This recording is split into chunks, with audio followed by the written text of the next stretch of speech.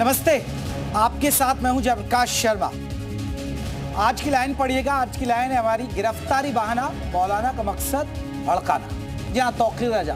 तौकीर रजा का नाम सुनते आपको याद आ जाता हो, ये तो भड़काऊ मौलाना है और ये हमेशा भड़काते हैं, कुछ ना कुछ उपद्रव करते हैं और कुछ दिन शांत हो जाएंगे और फिर अचानक जिन की तरह निकलते हैं। और अब ऐसा ही ये करने जा रहे हैं। यूपी मांगे उत्तर में आज इसी मुद्दे पर होगी। क्या कौम के नाम पर मौलाना तौकीर रजा मुस्लिम युवाओं को भड़काने में लगे हैं? क्या रविवार को बरेली में कुछ बड़ा होने वाला है? ये सवाल इसलिए क्योंकि मौलाना तौकीर रजा ने एक बार फिर जहर उगला है। मौलाना तौकीर रजा ने बुलडोजर एक्शन का विरोध करते हुए सरकार को मदरसों का जानी दुश्मन बताया। साथ ही मौलाना ने कहा कि हम देश में शांति चाहते हैं, इसलिए खामोश हैं। भड़काऊ मौलाना ने पुलिस को चुनौती दी है और कहा है कि रविवार को गिरफ्तारी अभियान चलाएंगे। इस दौरान अगर दंगा हुआ, ये लाइन फिर से मैं पहले पढ़ देता हूं, फिर दोबारा पढ़ूंगा। अगर दंगा हुआ तो पुलिस की जिम्मेदारी होगी। जी हाँ, मौलाना क्या कह रहे हैं कि अगर दंगा हुआ तो पुलिस की जिम्मेदारी होगी, यानी इनके जहन में घूम रहा है कि दंगा कराइए, पुलिस की जिम्मेदारी होगी। फिर आरोप कर देंगे कि पुलिस ने लाठीचार्ज किया। मौलाना के बयान पर बीजेपी हमलावर है और उन्हें विपक्ष का मोहरा बताया। तो आज इसी मुद्दे पर चर्चा करेंगे, लेकिन पहले आप रिपोर्ट देखिएगा। तौकीर की भड़काऊ तकरीर। इस बार कोई समझौता नहीं किया जाएगा, कोई बात तो नहीं की जाएगी। दंगे को लेकर दे दी खुली चुनौती। अगर दंगा होता है तो इस दंगे की खालिद जिम्मेदारी उत्तर प्रदेश की पुलिस की होगी और बरेली पुलिस की होगी। मुस्लिमों को उकसाने में लगे तौकीर। बात किससे करें, समझौता किससे करें? जो हमारे जानी दुश्मन है, जो हमारे बच्चों के जानी दुश्मन है। मौलाना तौकीर ने की गुस्ताखी। सैयद सरवार मसूद गाजी रहमतुल्लाह अलैह की शान में कैसी कैसी गुस्ताखियां करता है। हम खामोश रहते हैं इसलिए कि हम अपने देश में अमन चाहते हैं। योगी सरकार सूबे में अवैध मस्जिदों, मज़ारों और दरगाहों पर एक्शन ले रही है, तो मौलाना तौकीर रजा जहरीले बोल से अपने समुदाय के लोगों को भड़काने का काम कर रहे हैं। रविवार को मौलाना तौकीर ने गिरफ्तारी देने का ऐलान किया है, लेकिन साथ में ये भी कह दिया कि अगर मुस्लिम समुदाय सड़क पर उतरा और किसी ने रोकने की कोशिश की और फिर दंगा हुआ तो जिम्मेदार सरासर पुलिस होगी। अमन बनाए रखेंगे, हम निकलेंगे। पुलिस की जिम्मेदारी है, प्रशासन की जिम्मेदारी है कि अगर देश को नुकसान पहुंचाने वाले आतंकवादी हमारी राह का रास्ता बनते हैं तो उन पर कंट्रोल करना जिला पुलिस और जिला प्रशासन का काम है। और अगर नहीं करेंगे तो अगर दंगा होता है तो इस दंगे की खालिद जिम्मेदारी उत्तर प्रदेश की पुलिस की होगी और बरेली पुलिस की होगी। बरेली में मौलाना तौकीर रजा ने जहरीले बोल बोले तो बीजेपी की तरफ से उन्हें नसीहत भी दे दी गई। बीजेपी अल्पसंख्यक मोर्चा के अध्यक्ष कुंवर बासित अली ने साफ कर दिया कि यूपी में मौलाना के मंसूबे कामयाब नहीं हो पाएंगे। भूल जाइए कि आपके इस तरह के गिदड़ भुक्कियों से या आपके इस तरह के चाल चरित्र से अब लोग वाकिफ नहीं हैं। यदि आप कुछ गलत करेंगे तो उसकी सजा आपको मिलेगी। ये पहली बार नहीं है जब तौकीर रजा ने भड़काऊ बयानबाजी की हो। इससे पहले भी वो योगी सरकार के एक्शन पर लोगों को भड़काने का काम कर चुके हैं। बरेली से अजय कश्यप के साथ ब्यूरो रिपोर्ट, जी मीडिया। तो चलिए इसी मुद्दे पर बात करेंगे। हमारे साथ कई खास मेहमान रहेंगे। गिरफ्तारी बहाना, मौलाना का मकसद भड़काना। कुंवर बासित अली रहेंगे, प्रदेश अध्यक्ष बीजेपी अल्पसंख्यक मोर्चे की तरफ से। सर स्वागत है आपका। हमारे साथ हाजी नाजिम खान है, आपको बता दें प्रवक्ता है मुस्लिम महासभा के तरफ से। हाजी साहब आपका बहुत बहुत स्वागत। फराज किदवई साहब है, प्रवक्ता है समाजवादी पार्टी की तरफ से। और कारी अबरार है, आपको बता दें कारी अबरार जमाल मौलाना है, वो भी हमारे साथ जुड़ गए। आप दोनों का बहुत बहुत स्वागत है।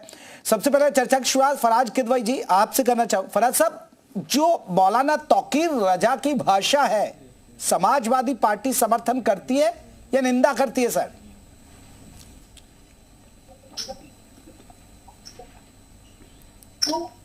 देखिए जयप्रकाश जी, मौलाना साहब का जो भी स्टेटमेंट है वो बिल्कुल मुझे लगता है कि गैर मुनासिब है। और मौलाना साहब ने जो स्टेटमेंट दिया है उसकी ठीक से एनालिसिस करने की जरूरत है। जयप्रकाश जी, भारतीय जनता पार्टी की जो सरकार है, मैंने जितना स्टेटमेंट सुना, थोड़ा सा मैं देर से कनेक्ट हुआ, वो शायद ये कह रहे थे कि ये भारतीय जनता पार्टी की जो सरकार है ये मुसलमानों के ऊपर कुछ ज्यादा अत्याचार कर रही है, कुछ ऐसे ही स्टेटमेंट है ना उनका, जयप्रकाश जी? जी जी जी जी जी जी, बिल्कुल सही, सही पकड़ रहे हैं। बिल्कुल हाँ, नहीं, ये वो बता रहे हैं कि बीजेपी जानी दुश्मन है, योगी सरकार जानी दुश्मन है उनके बच्चों की, उनके मस्जिदों की, उनकी दरगाहों की, उनकी। और अगर दंगा हुआ, अगर हम गिरफ्तारी देंगे, अगर कुछ हमें कोई रोका गया, दंगा हुआ तो पुलिस जिम्मेदार होगी। हाँ, तो देखिए मेरा स्टेटमेंट पूरा होने दीजिएगा। हाँ। जयप्रकाश जी, ये जो मौलाना साहब का स्टेटमेंट है ये बिल्कुल गैर मुनासिब है। और मैं ये मानता हूं कि भारतीय जनता पार्टी जो है वो खाली मुसलमानों की नहीं बल्कि उत्तर प्रदेश के पूरे अवाम की दुश्मन है। और भारतीय जनता पार्टी दलित भाई, ओबीसी भाई, मुसलमान भाई और तमाम जो जनता है, इनकी जो पॉलिसीज हैं, इनकी जो सरकार है, ये सबके खिलाफ चल रही है। अब आप कहेंगे कि साहब ये मैंने जयप्रकाश जी कैसे कह दिया, ये तो मैंने मौलाना साहब से एक चीज बढ़ करके आगे कह दी। मैं इसलिए बोल रहा हूं जयप्रकाश जी, नहीं मैं कुछ नहीं कहूंगा सर। बीजेपी के नेता बैठे वो बताएंगे, मैं क्यों मैं तो आगे उनकी तरफ आप बता दूंगा भाई ये आरोप लगा रहे हैं जी। मैं इसमें हाँ देखिए आरोप का तथ्य, और ये भी मैं नहीं बोल रहा हूं, ये बोल रही है भारतीय जनता पार्टी। अब आप कहेंगे कि साहब भारतीय जनता पार्टी ये कैसे बोल रही है? Ministry of social justice and empowerment की ये रिपोर्ट है, ये पार्लियामेंट पे पेश हुई थी। Ministry of empowerment and social justice की रिपोर्ट के हिसाब से इस देश में अगर दलितों के ऊपर सबसे ज्यादा कहीं अत्याचार हो रहे हैं तो वो उत्तर प्रदेश में हो रहे हैं। अब ये तो सरकार बोल रही है, मैं तो बोल नहीं रहा हूं। तो मौलाना साहब को थोड़ा सा पढ़ लिख लेना चाहिए, उनको ये भी पता होना चाहिए। ठीक है, नहीं वो ठीक है, मैं इस पर जवाब लूंगा। फराज साहब इस पर जवाब लूंगा, लेकिन फराज साहब आप ये बताइए, फिर ऐसे मौलाना को नहीं लग रहा कि जेल में डाल दिया जाए? देखिए मैं कौन होता हूं? नहीं, आपने कहा निंदा करते हैं, आपने गैर वाजिब बताया ना मैं उनका बयान। मैं इसलिए गैर वाजिब बता रहा हूं। नहीं, माहौल खराब कर रहे हैं ना। नहीं, ये तो आप कबूल करिए ना, उनकी भाषा माहौल खराब कर रही है और ऐसे मौलाना को पकड़कर जेल में डालना चाहिए। समाजवादी पार्टी चाहती है या नहीं चाहती है, या दंगा चाहेगी समाजवादी पार्टी? अरे जयप्रकाश जी, हम तो ये भी चाहते हैं कि कोई भी सांसद हो, अगर वो सांसद कहता है कि इस देश में गृह युद्ध जो हो रहे हैं वो सुप्रीम कोर्ट की वजह से हो रहे हैं, तो एक्शन उसके ऊपर भी होना चाहिए। अगर कोई भी सांसद जिनका नाम निशिकांत दुबे है, वो अगर ये कहेंगे कि इस देश में धार्मिक युद्ध जो हो रहे हैं, फराज साहब एक रिएक्शन जल्दी दीजिए। ऐसे मौलाना जिसकी भाषा का आपने खुद खंडन किया, आपको नहीं लग रहा कि माहौल खराब कर रहे हैं, ऐसे मौलाना को जेल में होना चाहिए? नहीं तो ये तो दंगा करवा देंगे, आप कहेंगे कि ये भड़का रहे हैं मुसलमानों को, हाँ या ना? देखिए जेल में उन तमाम लोगों को होना चाहिए जो दंगा कर दी ना पैरवी। सर आप तो कह रहे हैं मैं मौलाना जी से आगे बढ़ गए, अब कर दी पैरवी, पूछ लिया सवाल तो कर दी पैरवी आपने। मैं तो आपके साथ अलाइन हूं, मैं तो कह रहा हूं, मैं थोड़े कह रहा हूं, मैं तो माहौल आपने खुद कहा कि ये गैर वाजिब दिया है उन्होंने बयान। आपने पूरा मतलब एक चीज होती है ना अंग्रेजी में, you read between the lines. आप समझे ही नहीं मैं जयप्रकाश जी कहना क्या चाह रहा हूं, आपके दर्शक समझ गए होंगे। मौलाना मैं सर समझ गया, आप कह रहे हैं कि हर लोग परेशान है इनसे, वो ठीक है। और आप एक तरफ कह रहे हैं कि मौलाना ने गलत कहा, तो कम से कम उस मौलाना पे तो शिकंजा कसना चाहिए ना। बस मैं इतना कहना चाह रहा हूं। शिकंजा तो उन मौलाना पर भी कसना चाहिए था जिन्होंने कहा था कि मोहम्मद शामी जो है वो गलत कर रहे हैं। चलिए बासित अली साहब, जब ठीक है, मैं आ रहा हूं लौटूंगा सर। फराज साहब बहुत टाइम दिया। अब बासित अली साहब सुना समाजवादी पार्टी का आपने, कुंवर बासित अली साहब कह रहे हैं, कुंवर बासित अली जी ये कहा जा रहा फराज किदवई से, इनसे आपसे दुखी और कोई नहीं, आपसे तो और भी लोग दुखी हैं, मुसलमानों को ही प्रताड़ित नहीं कर रहे हैं आप, हर वर्ग को परेशान कर रहे हैं। देखिए, समाजवादी पार्टी के बारे में कहा जाता है कि ऐसा कोई सगा नहीं जिसको इन्होंने ठगा नहीं। ये लड़काने, भटकाने और बहकाने का और वोट बैंक की राजनीति करने का काम करते आए हैं। ये अब समाज के बीच अगड़ा पिछड़ा दलित मुसलमान इसके नाम पर समय समय पर बरसाती मेंढक की तरह भड़काने का काम करते हैं।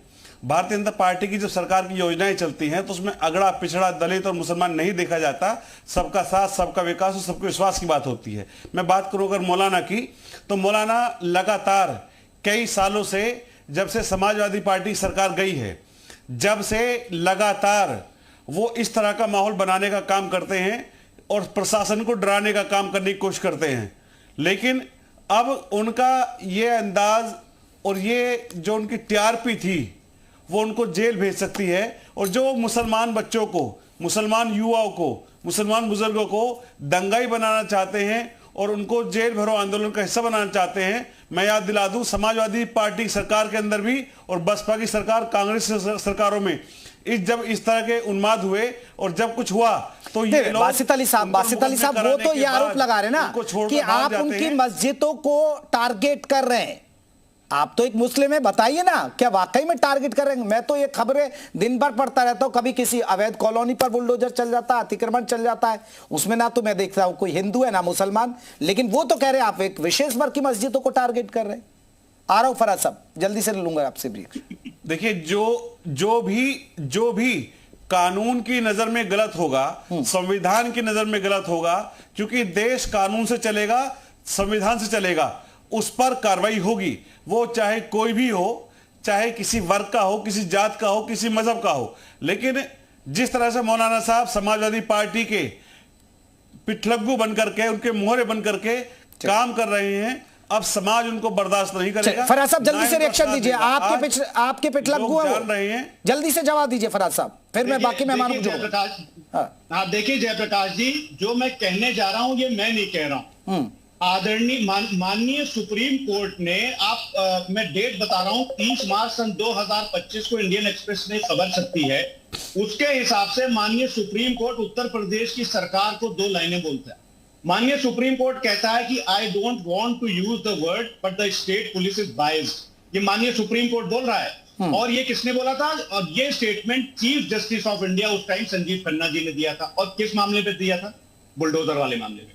माननीय सुप्रीम कोर्ट सर वो बुलडोजर अतिक्रमण पे तो चलेगा ना बुलडोजर? अरे मैं तो कुछ बोल ही नहीं रहा हूं, ये तो माननीय सुप्रीम कोर्ट ने बोला। अरे मैं बोल रहा हूं ना सर, बुलडोजर कहां रुका? बुलडोजर रुका जो माफियाओं के घर ढा दिए जाते थे। बुलडोजर ये नहीं रुका कि आपने अवैध कब्जा कर लिया, अवैध मजार बना दिया, अवैध मस्जिद बना दिया, अवैध मंदिर बना दिया, अवैध कॉलोनी काट दिया, बुलडोजर नहीं चलाएंगे। सुनिए, हाँ अरे सर मैं कुछ नहीं बोल रहा हूं, ये माननीय सुप्रीम कोर्ट ने बोला। आप संजीव खन्ना जी से लड़ाई करिए, मुझसे क्यों लड़ाई कर रहे हैं?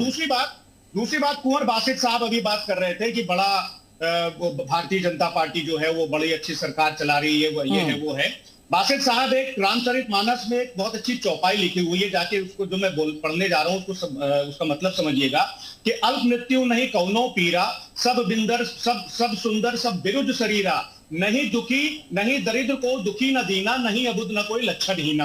अब इसका मतलब ये हुआ कि जो गोस्वामी तुलसीदास जी कहते हैं कि राम राज की जो परिकल्पना थी, जो तस्वुर था, उसमें अल्प मृत्यु में कोई पीड़ा नहीं होती थी, सब लोग निरोग थे, सबके शरीर सुंदर थे और किसी न किसी का कोई बैर था। आपको पता है कि ये इकोनॉमिक सर्वे की किताब है, ये मेरी नहीं है, आदरणीय अमित शाह जी के डिपार्टमेंट ने छापी है, इकोनॉमिक सर्वे। इस किताब के हिसाब से जो शिशु मृत्यु दर है उत्तर प्रदेश में, वो 36 राज्यों में से उत्तर प्रदेश की सबसे खराब स्थिति 36वें नंबर पर है। इसी किताब के हिसाब से स्टंटेड चिल्ड्रन, अंडरवेट चिल्ड्रन, मातृ मृत्यु दर, स्कूल ड्रॉप आउट। हाँ तो सर ये इन मुद्दों पे बात हो ना, फिर ये मौलाना इधर उधर के लोग भड़काएंगे तो मामला भी, आप भी तो हिंदू मुसलमान और आप भी तो पीडीए की बात करते हैं ना, इन मुद्दों पे घेरिए ना सर। नहीं आप तो पीडीए लाए थे, आप लाए थे, आप तो कह रहे थे भाई ये तो पिछड़ा दलितों को ले रहे, आपने तो आगे बढ़े ना। आपने तो, मैं लौट रहा हूँ, बाकी मेहमान भी है, मैं आ रहा हूँ सर। बाकी मेहमान हाजी नाजिम साहब, ये मौलाना आपको नहीं लग रहा? मैं इनका जवाब दे दूं। बासित साहब जल्दी से दीजिएगा। हाँ जल्दी। मैं शर्मा जी, देखिए मुझे तो याद है कि समाजवादी पार्टी सरकार में मौलाना कलवेज जवाद साहब पर भी लाठीचार्ज हुआ था और अयोध्या के अंदर साधुओं पर लाठीचार्ज हुआ था। तो ऐसा कोई व्यक्ति नहीं था जो दुखी ना हो। और गुंडागर्दी और महिलाओं के साथ उत्पीड़न कितना चरम पर था, इनके मंत्री खुद बलात्कार में जेल गए थे और यहां तक कि अखिलेश जी ने अपने पिताजी को जेल से वो तो ठीक है ना बासित अली साहब, अब इनका राज था ना, तो अब इनको बाहर बिठा तो रखा है ना जनता ने, वनवास दे रखा है इनको, वनवास दे रखा है। वो चौपाई सुना रहे हैं, रामराज है, रामराज उत्तर प्रदेश में है और राम मानना भी चाहिए। अब दंगा नहीं होता सर, दंगा नहीं होता है, अन्याय नहीं करने वाले। हाजी नाजिम साहब एक रिएक्शन आपका। हाजी साहब नहीं होगा, किसी के साथ अन्याय नहीं होगा। हाजी साहब ये मौलाना सही कह रहे हैं? आपको नहीं लग रहा भड़का रहे हैं? ये तो दंगा करा देंगे ऐसे। मेरी आवाज आप तक आ रही है? हाँ, आपकी आवाज पूरी मिल रही है हमें। हाँ जेपी जी, देखिए ये अगर भड़काने वाली बात होती तो देखिए उत्तर प्रदेश के अंदर किसका शासन चल रहा है। अगर ये भड़काने वाली बातें होती तो जाहिर सी बात है कि उत्तर प्रदेश सरकार कब का एक्शन ले लेती। शासन प्रशासन क्यों चुप है? क्यों मौलाना तौकीर रजा साहब के इस बयान के ऊपर उनकी गिरफ्तारी नहीं करने दे रहे? गिरफ्तारी होनी चाहिए ना। अगर उनको लगता कि ये विवादित बयान है, ये भड़काने वाला बयान है, तो इसका मतलब ये है कि शासन और प्रशासन को लगता है कि ये भड़काने वाला बयान नहीं है। तो मैं तो ये कहना चाहता हूं कि जो देश के अंदर नफरत का बीज बोते हैं, चाहे वो किसी भी समुदाय से आता हो, चाहे इंसानियत के खिलाफ बातें करने वाले हो, उनके खिलाफ एक्शन होना चाहिए। लेकिन यहाँ पर तो भाजपा के जो अपने में बैठे हुए हैं, उन्होंने कहा कि देखिए राम राज चल रहा है, जो जमीन होंगी अवैध होंगी उन पर कार्रवाई होगी। तो ठीक है, जो उत्तर प्रदेश के अंदर जमीन है, आपको लगता है कि मस्जिद अवैध जमीन पे बनी हुई है, तो थोड़ा सा ये भी बता दीजिए कि उत्तर प्रदेश में कितने आश्रम है, कितने मठ है जो अवैध जमीनों पर बने हुए, उनका भी थोड़ा सा ट्रांसपेरेंसी होनी चाहिए। लेकिन देखिए जेपी जी, मैं आपके चैनल के माध्यम से अपने मुस्लिम तबके से एक बात कहना चाहता हूं कि यह मुल्क आपका है। इस मुल्क की खूबसूरती बनाने की आप सबकी अपनी नैतिक जिम्मेदारी है। किसी की भी भड़काऊ बातों में ना आना, क्योंकि इस देश की खूबसूरती बनाने के लिए बहुत साल लग गए। हाजी साहब इतनी अच्छी बातें कर रहे हैं तो आप कहिए ना, मौलाना साहब की बातों में ना आए तौकीर रजा की, ये कहिए ना। देखिए मैं तो ये कहता हूं कि जो भी देश के अंदर नफरत की बातें करता है उसके खिलाफ हाजी नाजिम खान मुस्लिम महासभा खड़ी है। और रही बात यह कि जिस तरीके से यहाँ पर अगर आपको याद हो तो यहाँ पर किस तरीके से गृह युद्ध की भी बात आई थी, और यहाँ पर एक विधायक ने क्या कहा था कि महंत रामगिरी पर अगर किसी ने हाथ भी लगाया तो उनको मस्जिद में उसका चुन चुन कर मारेंगे। अगर आपको याद हो तो मैं तो यही बात बताता हूँ कि ये भी इन लोगों के खिलाफ भी एक्शन होना चाहिए। चलिए मैं लौटू। कारी अबरार साहब, कारी अबरार जी हमारे साथ जुड़े। कारी अबरार साहब, ये इस तरह की भाषा कि हम गिरफ्तारी देंगे, हम ये करेंगे, ये आपको नहीं लग रहा है कि माहौल बेवजह खराब किया जा रहा है?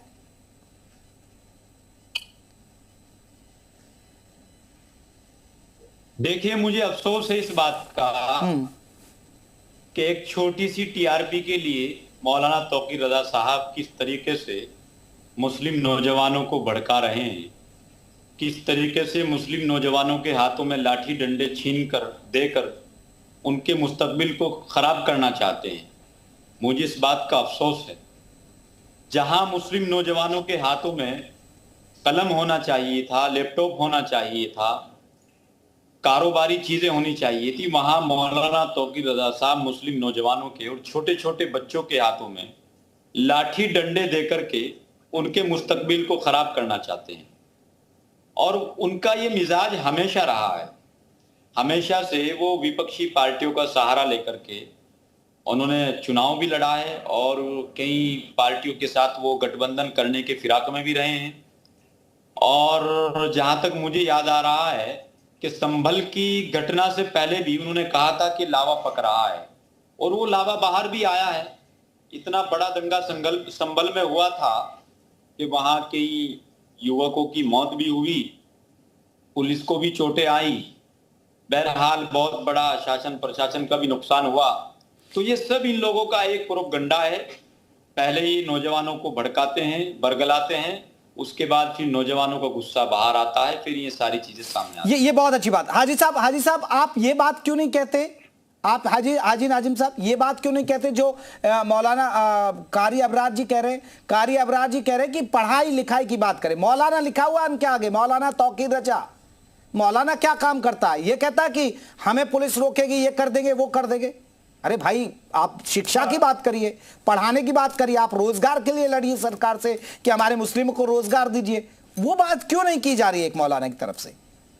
हाँ जेपी जी, देखिए बिल्कुल, देखिए रोजगार की भी बातें होनी चाहिए, उत्तर प्रदेश के जो मुस्लिम है उनके बेहतर मुस्तकबिल की भी बातें होनी चाहिए। लेकिन मैं तो आपके चैनल के माध्यम से उन नौजवान साथियों से ये कहना चाहता हूँ, किसी की भी बातों में मत आना, क्योंकि ये मुल्क आपका अपना है और इस मुल्क की सौहार्द बनाने की आप हम सबकी नैतिक जिम्मेदारी है।